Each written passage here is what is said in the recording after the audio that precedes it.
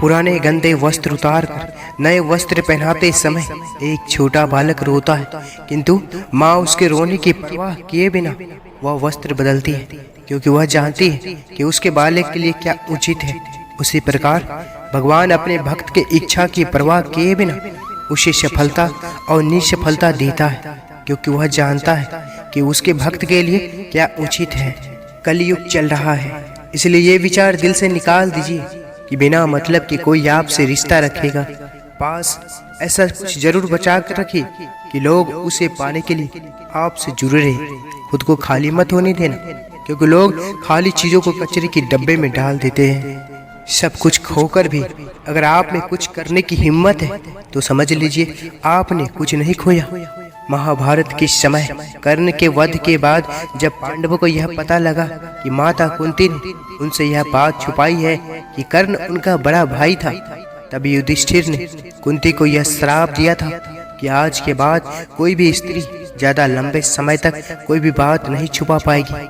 तुम अपने आप को भगवान को समर्पित करो, यही सबसे उत्तम सहारा है। जो इसके सहारे को जानता है वह भय, चिंता, शोक से सर्वदा मुक्त है।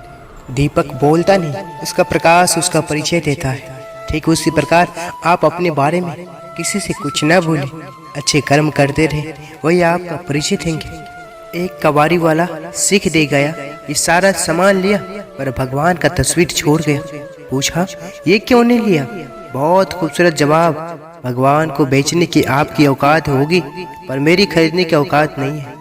जिस व्यक्ति के मन में हर समय केवल परमात्मा ही बसे हो और उनसे बढ़कर दुनिया में उसके लिए अन्य कोई ना हो, वही भक्त है। भगवान कह रहे हैं कि जो भक्त केवल मेरा है, हर पल चिंतन करते हैं, अन्य कोई भी भाव को अपने भीतर नहीं लाता, केवल मेरा ही पूजन करता है, ऐसे निरंतर परमात्मा से जुड़े साधकों की साधना की रक्षा मैं स्वयं करता हूँ। जो आपसे जलते हैं उनसे घृणा मत कीजिए, क्योंकि यही तो वो लोग हैं जो ये स्वीकार कर चुके हैं कि आप उनसे बेहतर हैं। श्री कृष्ण कौरवों की सभा में पांडवों के राजदूत बनकर गए। सभा के बाद दुर्योधन ने अभिमान से कहा, महाराज बड़ी तैयारी से आपके लिए भोजन बना है, चलकर भोजन ग्रहण करें। भगवान ने उत्तर दिया, भैया मैं तो नहीं खाऊंगा। दुर्योधन ने पूछा, क्यों नहीं खाएंगे? भगवान ने कहा, देखो दुर्योधन, भोजन करने के 3 कारण होते हैं, भूख के कारण, भय के कारण या प्रेम के कारण। भूख से मैं मरता नहीं, तुमसे किसी प्रकार से भयभीत मैं होता नहीं जो भय के कारण मुझे भोजन करना पड़े, और प्रेम भाव तुम में है नहीं, इसलिए मैं यहाँ भोजन नहीं करूँगा। यह महाभारत की कथा है। उसके बाद भगवान बिना बुलाए पहुँच के विदुरानी की। विदुरानी में श्री कृष्ण के प्रति प्रेम था, तो उसके प्रेम में वशीभूत होकर प्रभु ने उसके हाथ से प्रेम से दिए गए केले के छिलके भी खा लिए। जिस प्रकार से सांप केचुली और गिरगिट अपना रंग बदलना कभी नहीं छोड़ता, ठीक उसी प्रकार छल कपट से भरा व्यक्ति अपना स्वभाव कभी नहीं छोड़ता, चाहे उसके शब्द कितने ही मीठे क्यों न हो। जो लोग तुम्हारी बुराई करते हैं वो करते रहेंगे, चाहे तुम अच्छा कर्म करो या बुरा, इसलिए शांत रहकर अपना कर्म करते रहो। निंदा से मत घबराओ, निंदा उसी की होती है जो जिंदा है, मरने के बाद तो सिर्फ तारीफ होती है। निभाने वाला आपकी हर गलती माफ कर देता है और छोड़ने वाला बिना गलती के भी छोड़ जाता है। खोने की पीड़ा को भूलकर सदा नया पानी में जुटे रहना है जीवन की सार्थकता है। जिंदगी को बेहतर बनाने के लिए मेरे साथ क्या हो रहा है सोचने के बजाय मैं क्या कर रहा हूँ ये सोचिए। किसी भी समस्या का हर कोई अपने अनुसार समाधान बताता है, अतः किसी के दिखाए मार्ग पर चलने से पूर्व अपनी बुद्धि द्वार से इसे आकलन अवश्य कर ले कि मार्ग बताने वाला कहीं स्वयं मार्ग भटका हुआ तो नहीं है। जब समस्याओं पर ध्यान लगाओगे तो लक्ष्य दिखना बंद हो जाएगा, जब लक्ष्य पर ध्यान लगाओगे तो समस्या दिखनी बंद हो जाएगी।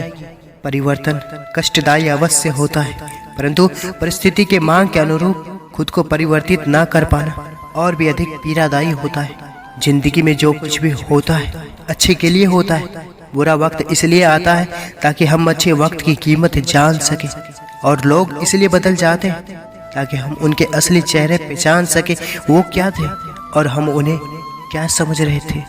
भगवत गीता में लिखा है, जीवन में जो भी मिले उसे पहचाना सीखो, क्योंकि भोजन ना पचने पर चर्बी बढ़ती है, पैसा ना पचने पर दिखावा बढ़ता है, बात ना पचने पर चुगली बढ़ती है, प्रशंसा ना पचने पर घमंड बढ़ता है, चुगली ना पचने पर दुश्मनी बढ़ती है, राज ना पचने पर खतरा बढ़ता है, दुख ना पचने पर निराशा बढ़ती है और सुख ना पचने पर पाप बढ़ता है। मन को इतना मजबूत बनाओ कि किसी भी प्रकार के व्यवहार से मन की शांति भंग न हो पाए। एक दिन एक फकीर को 100 रुपये मिले। वह सारा दिन सोचता रहा कि इससे क्या खरीदा जाए। सारा दिन सोचने में गुजर गया।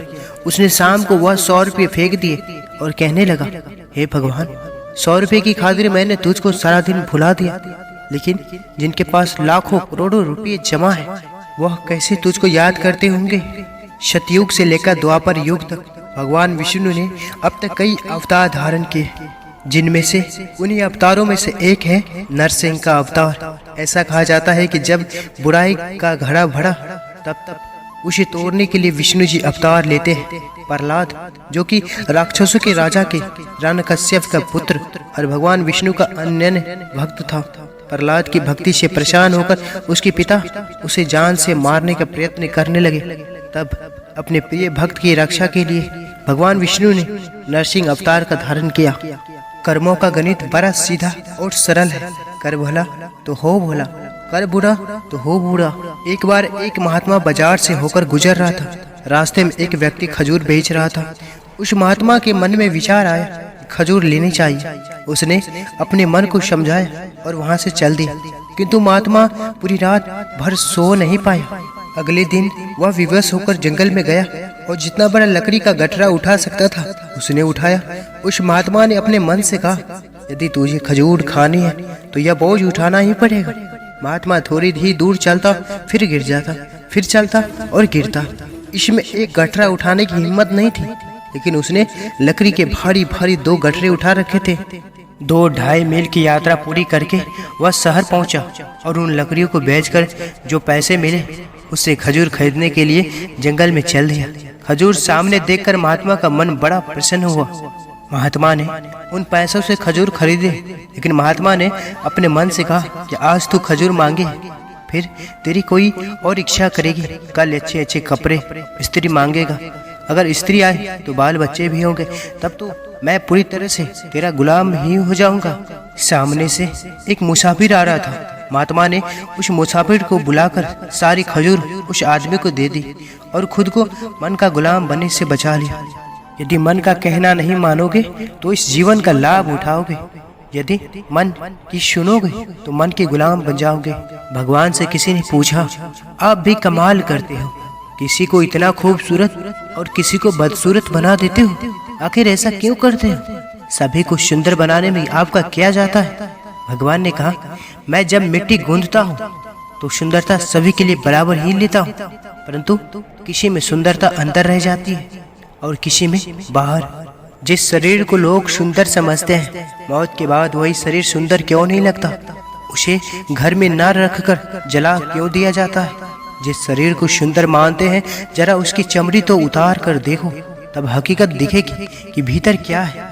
भीतर तो बस रक्त, रोग, मल और कचरा भरा पड़ा है। फिर यही शरीर सुंदर कैसे हुआ? शरीर में कोई सुंदरता नहीं है। सुंदर होते हैं व्यक्ति के कर्म, उसके विचार, उसकी वाणी, उसका व्यवहार, उसके संस्कार और उसका चरित्र। जिसके जीवन में यह सब है वही मनुष्य दुनिया का सबसे सुंदर इंसान है और जमाना भी उसी का दीवाना है। अपने जीवन की तुलना किसी के साथ नहीं करनी चाहिए। सूर्य और चांद्रमा के बीच कोई तुलना नहीं। जब जिसका वक्त आता है तब वो चमकता है। कृष्ण जी कहते हैं, कलयुग में पैसा ईश्वर से भी बड़ा हो जाएगा। बड़ों और गुरुजनों के आगे बुद्धिहीन पैसे वालों का महत्व ज्यादा हो जाएगा। पैसा ही रिश्ते बनाएगा, पैसा ही रिश्ते तोड़ेगा। ईश्वर सिर्फ दिशा दिखा सकते हैं, उस पथ पर चलना हमारा काम है।